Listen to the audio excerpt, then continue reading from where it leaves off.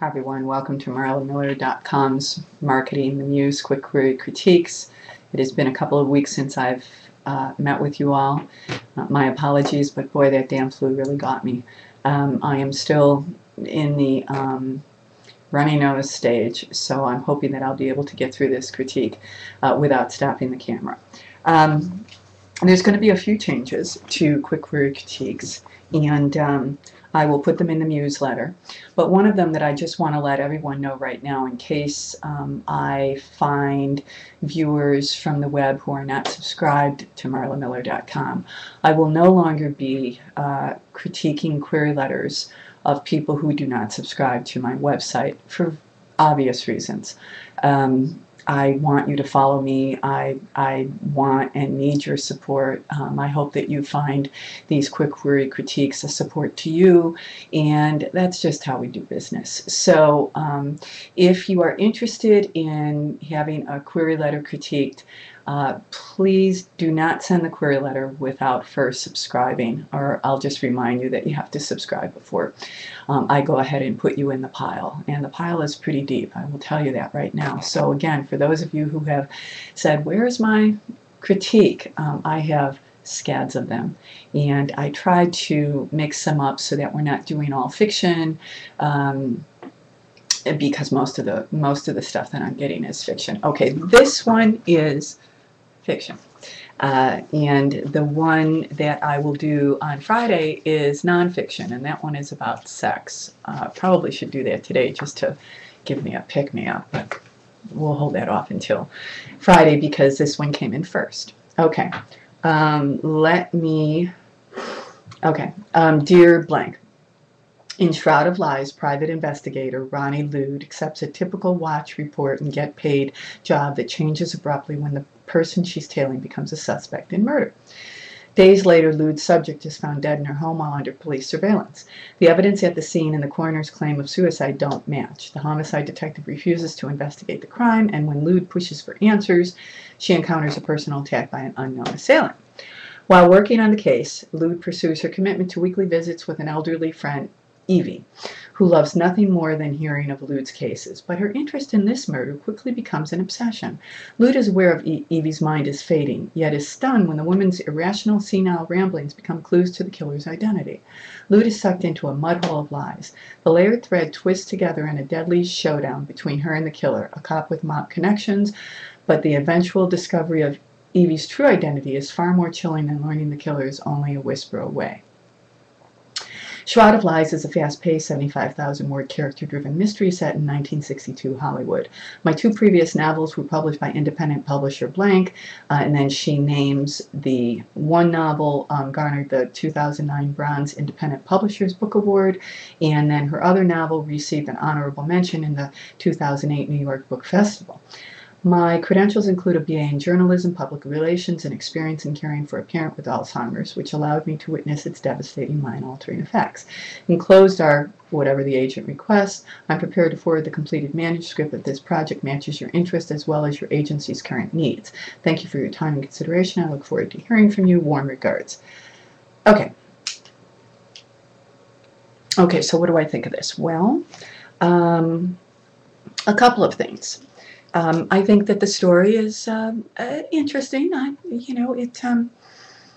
It has hooked me sufficiently, but I think that it could hook me more. And so I would encourage this writer to develop paragraphs 1 and 2 a bit more than she has. Now, I know that there's going to be a connection between this senile woman who she visits and this murder, because she alludes to that. I think, again, you don't want to offer too much in your query letter, but I think you need to offer enough so that we heighten up this tension between the old lady and the killer's identity. So I would have her look at that second paragraph in particular and see if she can't twist it just a bit more, ratchet up that tension a bit more between the senile old woman and whatever is in her brain that is, I think, going to lead to the killer. I don't know, is the killer this old lady? Could be. That would be interesting. So I think I'll just a little bit more there. I like the idea that it's set in 1962 Hollywood, you know, because that just generates all kinds of detective series kind of visions in my mind, and I don't think that that's a bad thing. I might want to put that 1962 Hollywood up higher in this story. And then there was something else that I thought could be ratcheted up.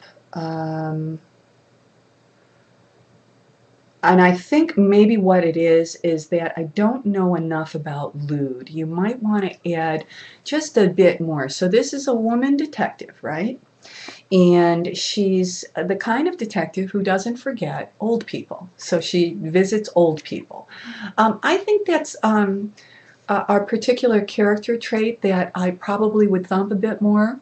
It sounds like she's off the beaten path of most detectives and in terms of their profile, and so I probably would add another sentence about maybe this woman's eccentricities or her quirkiness, again, just to hook me more about following this protagonist through this story.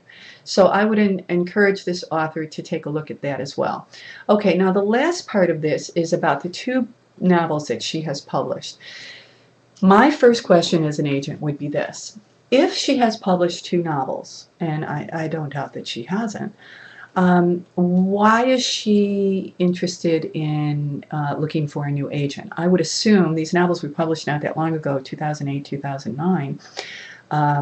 So I would assume that these novels were repped by an agent, and so I think an agent who she queries would also assume that. And so then the next question I have is, why isn't she giving this to her agent? My answer to that would be something went awry between this author and her agent. If in fact she has not had an agent, I would definitely put that in here, that she sold them, you know, over the transom to publishing houses that didn't require agent representation. Those are few and far between, especially with this genre. So, but I would definitely spend a little bit of time on that, because an agent is going to wonder why is she looking for new representation. Okay, other than that, I wish this author well. Kind of an interesting whodunit tale. And that's all I'll say about this. Until the next time, be well, really be well, and keep writing.